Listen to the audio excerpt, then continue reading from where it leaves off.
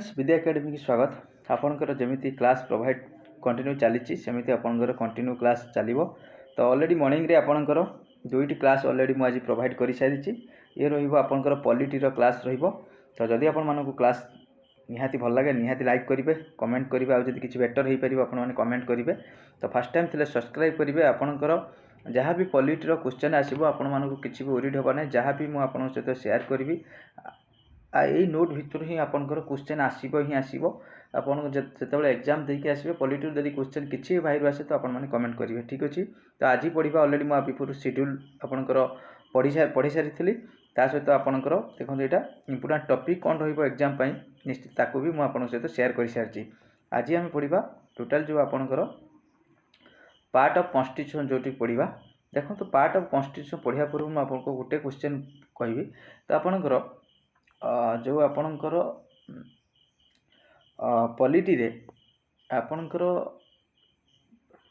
जहाँ भी exam point रू क्वेश्चन आसूँ ठीक अच्छे एग्जाम रे जोटा क्वेश्चन आसूँ से इंपोर्टेंट सब क्लास करी ठीक अच्छे से इंपोर्टेंट जिनस ही मुझे पढ़ेबी आउ अधिका आपण नोट तो ऑलरेडी प्रोवाइड करदेवी टेलीग्राम रे आपण माने जदि नोट करिकी रखिपारे तो भल ना किसी भी आवश्यक नहीं तो प्रथम देखो जोड़ा हाइलाइट करी से ही इंपोर्टेंट रही कौन देखो पार्ट 1 ले कौन कहला आपणकर जोटा कि ओडिया रे आपण कहुए भाग बोली टोटाली संविधान रे केतोटी 22 टी भाग अच्छी एबे आपणकर हे गलानी केतोटी आपणकर 25 टी ठीक अछि 25 टी तो पार्ट 1 ले कौन कहला ना यूनियन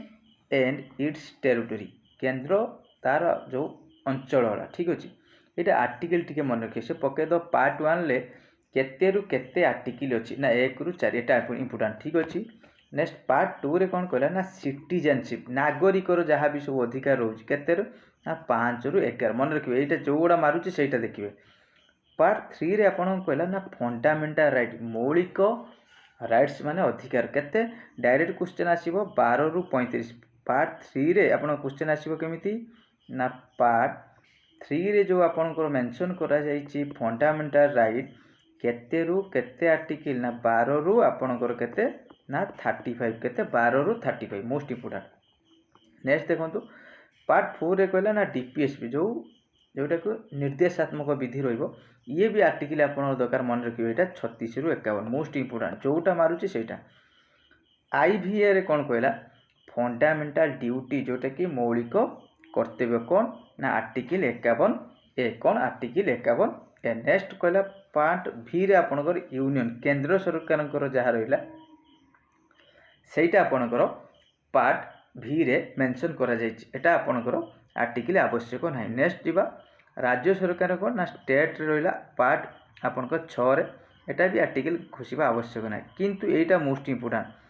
पार्ट 7 जोटा ऑलरेडी वर्तमान उठा जायछि एटा उठे पार्ट जे कि वर्तमान उठा आइछि ए पार्ट 7 जोटा कि मन रखे जदि पके संविधान रो जो पार्ट उठाइतला सेटा आर्टिकल केते ना आर्टिकल आपनकर 238 केते होछि 238 देखंतु मु आगर आपनकर सब्जेक्टिव वाइज क्लास करी देन आर सब जो ऑब्जेक्ट जहाँ ऑब्जेक्टिव क्वेश्चन आसीबो मु आपण मान सहित शेयर करी ठीक अछि आपण माने सेति क्लास टिके जो सब्जेक्टिव क्लास हो टिके देखिदेबे आ परे भी देखंतु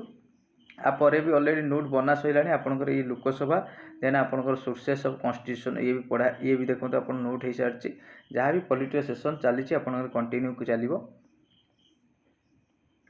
पार्ट 3 रे कहला कौन ना आपनकर पार्ट भी थर्ड ए रे कौन कहूची जोटा कि 8 नंबर पार्ट रे ना यूनियन टेरिटरी यूनियन जो केंद्र शासित अंचल रहुची तांकर डिटेल्स मेंशन कराइछि पार्ट 80 रे पार्ट 9 रे तो मोस्ट इंपोर्टेंट रहिबो पंचायत रहिबो मोस्ट इंपोर्टेंट पार्ट 9 ए रे रहिबो म्युनिसिपैलिटी पार्ट 9 बी रहुची कोऑपरेटिव सोसाइटी ठीक अछि ये आर्टिकल आवश्यक किछि नाही आपण पढ़िले पढ़िए न किंतु जो यही आर्टिकल गुड़ा कहीदेले निहाती इंपोर्टेंट रहिबो नेक्स्ट को जीवा देखंतु एइटी जे रहिला आपनकर पार्ट होची XII जोटा कि आपनकर दरकार एटा ना कोन ना फाइनेंस प्रॉपर्टी कॉन्ट्रैक्ट आउ स्वेट एइटी गुटे देखंतु एइटा सबुठार इंपोर्टेंट होची एइटा ए जो पार्ट भी राइट टू गुटे मिनिट ए जो लिखा आइची राइट टू प्रॉपर्टी आपनकर आर्टिकल देखंतु एटा आकरू आपनकर एटा होचे डिलीट कराई कि जो फंडामेंटल राइट थिला एटा डिलीट कराई जाई कि 300 ए रे ऐड कराई एटा होचे इंपोर्टेंट रहिबो ठीक अछि 300A रे जाइए एड करा राइट टू प्रॉपर्टी जोटा कि मरुजा देसाई गवर्नमेंट टाइम से डिलीट कराइला। ठीक अच्छे नेक्स्ट को जी ये देखो पार्ट 14 मोस्ट इम्पोर्टाट कौन ना service under the union and the state आपंकर जो ये आपंकर लिखा भूली आपंकर पब्लिक सर्विस पी